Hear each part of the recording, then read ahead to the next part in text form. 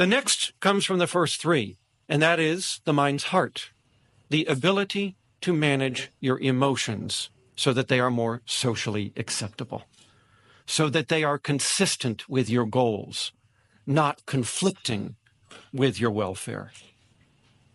And so we will see the ADHD child, as we've already described them, easily frustrated, quick to anger, impatient, and just overall more excitable and more emotional than others.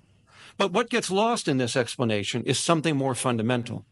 Our emotions are our motivations. If you cannot manage your emotions, you cannot manage your motivation either. Because the fourth executive ability is the source of self-motivation. Self-motivation is the fuel tank for all future directed behavior. There is no getting ready for tomorrow if there is no self-motivation. So what has the ADHD child lost here? They cannot motivate themselves.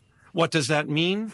It means that you will always be dependent on the environment around you and its immediate consequences for how hard and how long you can work. And if there are no consequences in that context, you cannot work. You cannot persist. You will not get it done. The fourth executive ability now explains to these parents why this child can play video games for hours and cannot do homework for more than a few minutes. Because the video game provides external, continuous, 100% consequences for interacting with it, and the homework does nothing. When a problem is solved on a sheet of paper, nothing happens.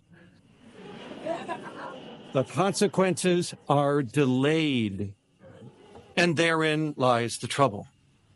So the corollary of this is if you want to see an ADHD person fail, you put him in any environment where there are no consequences, and I guarantee you failure.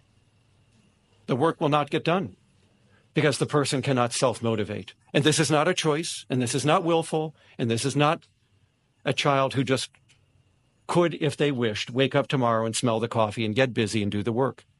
They cannot. This is an internal, neurogenetic, executive failure.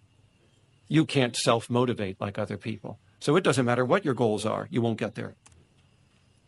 Because self-motivation is required for all goal-directed action.